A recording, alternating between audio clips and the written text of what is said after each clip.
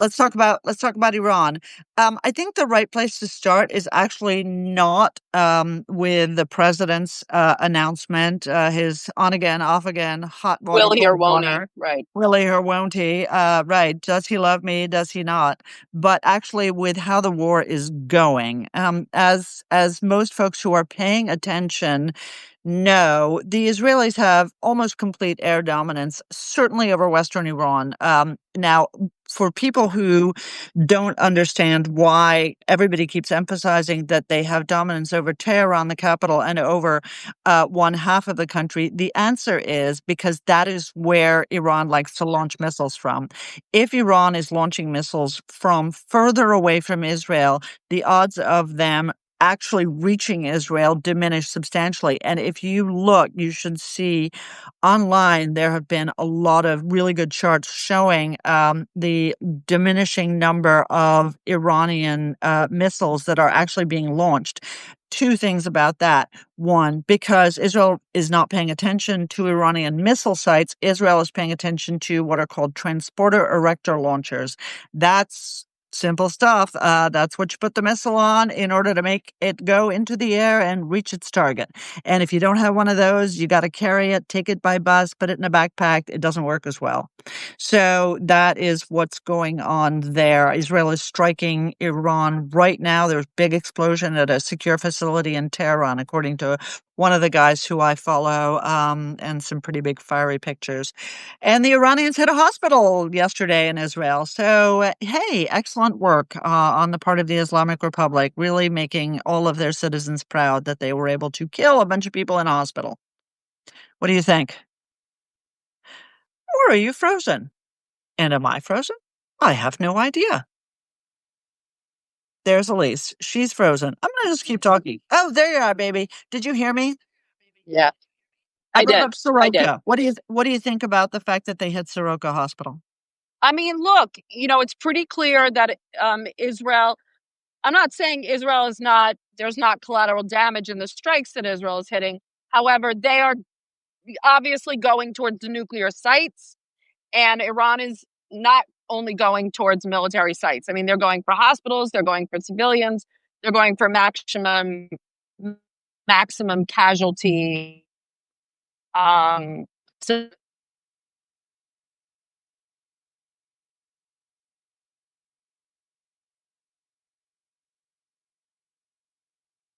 would accept. Obviously, look at what's going on in Gaza, they do. But in this particular case, they're going after missile sites and they're going after nuclear sites.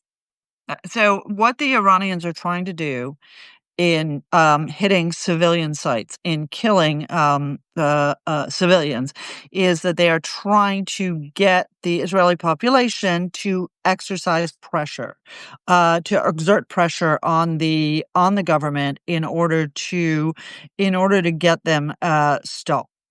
And that's not working. In part because the Israelis are really determined on the question of Iran. I think they recognize that this is an existential threat.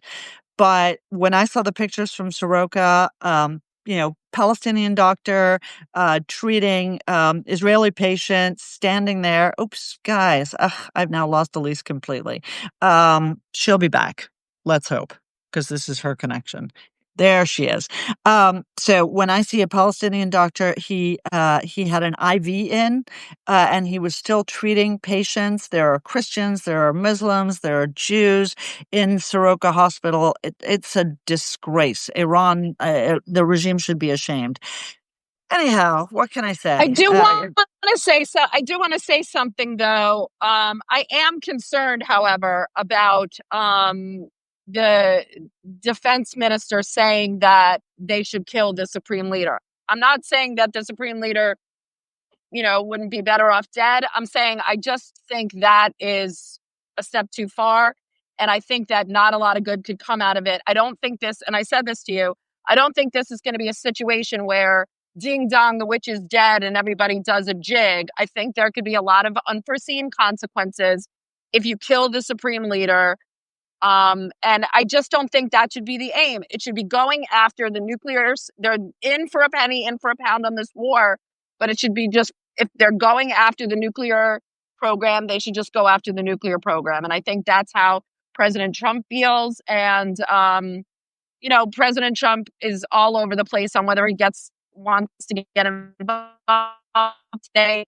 He said, "Oh, we'll be there and we'll make the decision in 2 weeks." What I asked you earlier is, does that make Iran rush to the table, or does it make Iran rush to, do the breakout and get a bomb? I don't think either one of us know.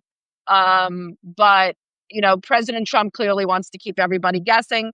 I think I, I'm not, I think he's being responsible in terms of moving assets to the region. I think his rhetoric is, all over the place.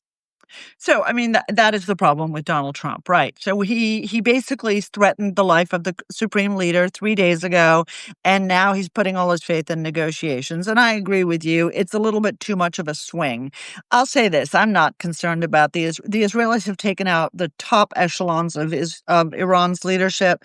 I don't care if they kill the supreme leader, but I do think that the point you make is a correct one, which is yeah, and what's next? I have seen reports, and I feel like they're reasonably reliable from people, in other words, that I trust, who are suggesting that the supreme leader is in his bunker. That in fact, the day-to-day management of the ongoing conflict is in the hands of the IRGC for the non-cognoscenti. That's That makes the sense. Islamic Revolutionary Guard Corps. It does make sense. Now, the question here, Elise, I think, is what's going to happen in these 2 weeks. So tomorrow, the Iranian foreign minister is meeting with the French, the Brits, and the Germans The Brits and the Germans. in Geneva. Yeah, what do you think's going to happen? Yeah. In Geneva, I look, I think they're going to tell them, come to the table, and that they do think. And I mean, look, I've spoken to some folks, you've spoken to some folks. Originally, I didn't think Trump was going to join that. Right?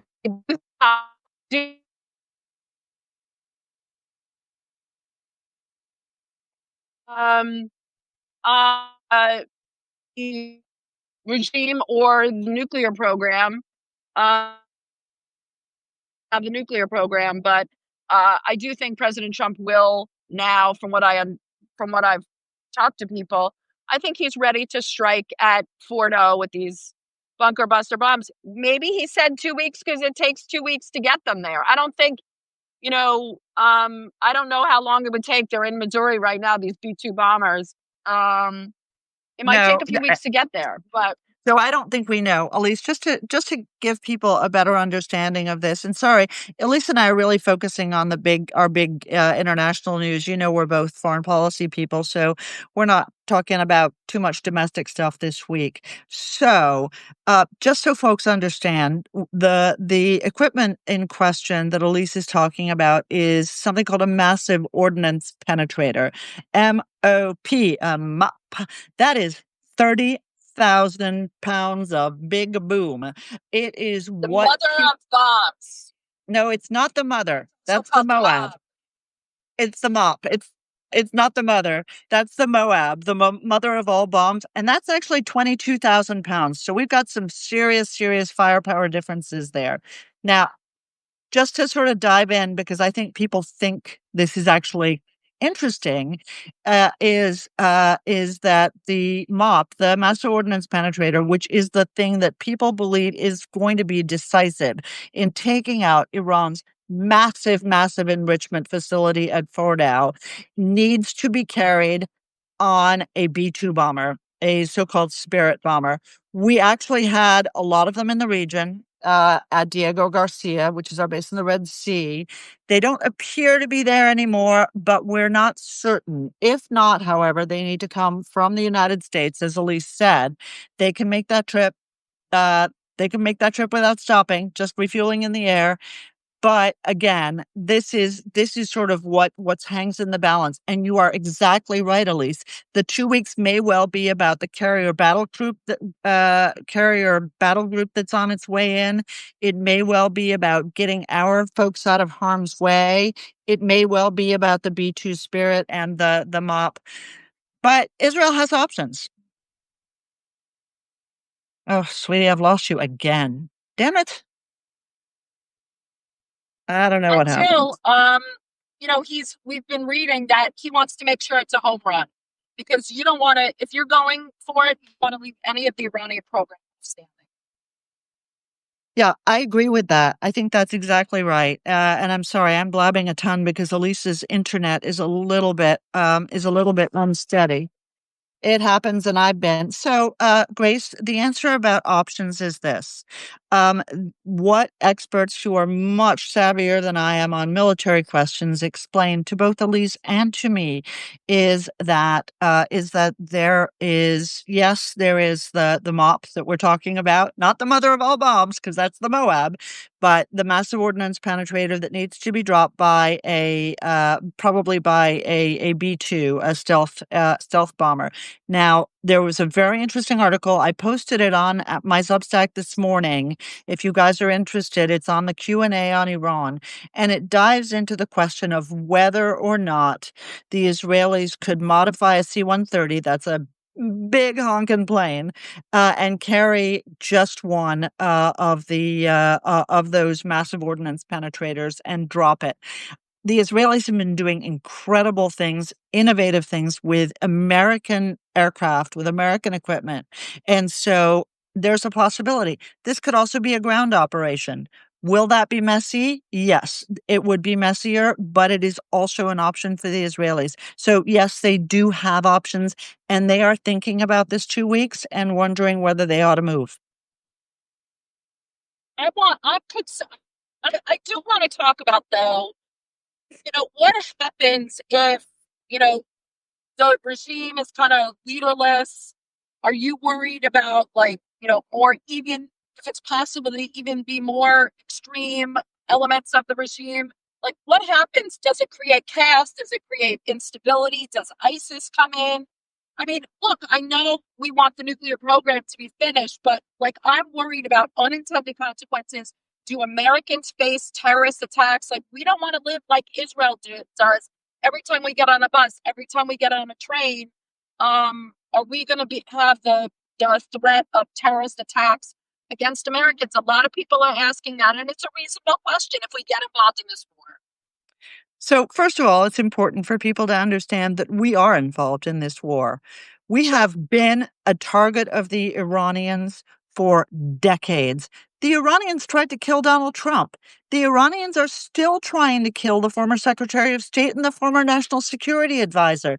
The Iranians are trying to kill the former Iran negotiator who was trying to get them a deal. So the idea that we are not in a conflict with the Iranians is ridiculous. But I will say this, okay?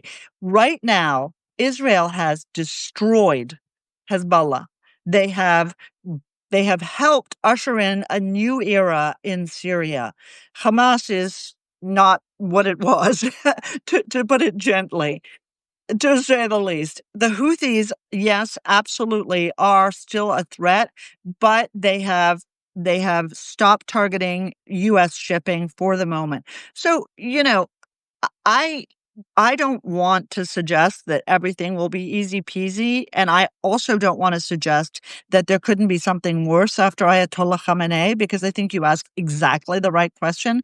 But the notion that somehow now the Iranians will be mad at us, they have been threatening the United States every hour on the hour since February of 1979 when they took our embassy and all of its occupants hostage when they created the Islamic Republic of Iran. This is all true. I do think it's a little bit different if the U.S. started striking Iran, but I want to talk about in something I'm writing it.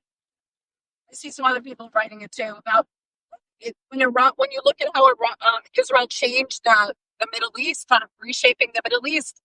Israel is, Iran always want to be the dominant power in the Middle East. The dominant power in the Middle East right now is Israel.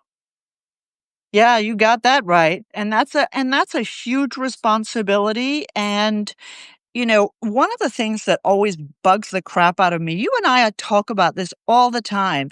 One of the things that really bugs me is that people like to suggest that supporters of Israel in the United States who, have these ideas about changing regimes, we want to just bring democracy and freedom. Let me just tell you, as a supporter of Israel and as a good neoconservative, Israel does not support the idea of democratizing the Middle East. Israel doesn't want to see regime change in Egypt. They don't want to see regime change in Jordan. Saudi Arabia. Not in Saudi Arabia, not even in Iraq, where there's an Iranian ally. The honest to goodness truth is, if we can get rid of this evil regime, if the Iranian people can, or even if we can just neutralize them for a period of time, this is a moment when the region could flourish and we actually could turn our back on them and focus on China and Russia. So, What I've heard from the region is like the kind of feeling in the region is nod, wink, and duck. Like people do like that the Iranians are being weakened, but they are concerned about what comes next. And when you say that that is a responsibility to be the dominant power, like I hope, you know, Israel is reshaping the Middle East for its own, you know what I mean, security, but I hope it does take that responsibility seriously for the whole region. But I want to talk about Tucker Carlson. Let's, we're oh, coming up can on. I say, hey, Elise, can I say one more thing about that?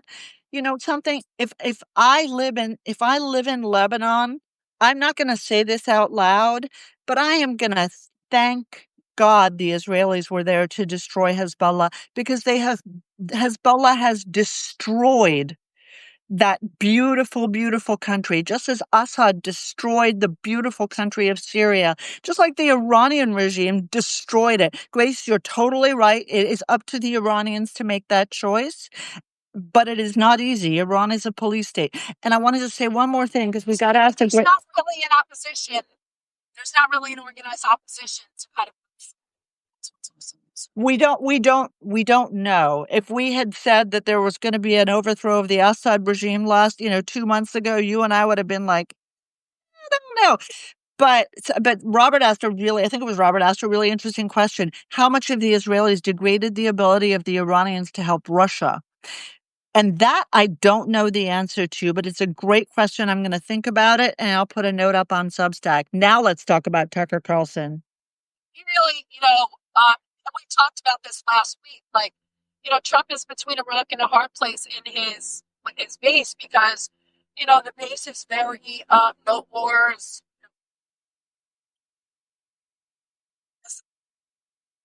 About Ukraine.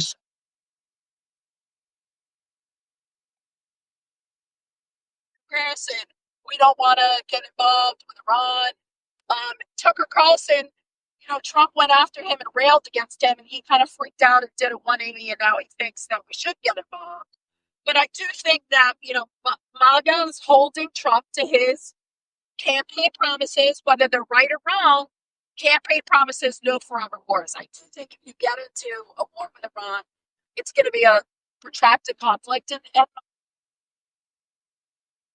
So I think Joanne's on the wrong show on Substack. Look, here is what Trump said this morning. Maybe last night. He said, "If my base thinks that Iran should have a nuclear weapon, right? They shouldn't be supporting me because I'm not going to let Iran have a nuclear weapon." I got to say, you know, there is I agree with you about, the back and the forth. I certainly agree with you about Tucker Carlson, as you know all too well. We are in perfect harmony on the question of Tucker Carlson. On the other hand, I will say I really appreciate a little bit of clarity about what we will and will not tolerate. The only issue right now is, as you say, that, it's all of a sudden we're going to bomb you tomorrow. And then, no, no, 2 weeks, maybe 2 weeks, we'll bomb you. That was a little weird. But I think clarity about what we're expecting from the Iranians is exactly the right approach. We have always lost out in negotiations with them. Democrats negotiating, Republicans negotiating. They are good at that game. And Trump at least has been really clear about this. I just hope he doesn't get weak-kneed. I really do. I really, really do. we will be writing about this. We will be talking about this. Send us your questions. I'm sorry for the. At least it's you this time, not me. Yeah, exactly. So next week, Danny will be She's waking up, baby. we'll be with you on the same bat channel. We'll see you next week. Thanks for bearing with us. Bye, Elise. Drive carefully, guys. Thanks, everybody. Take care.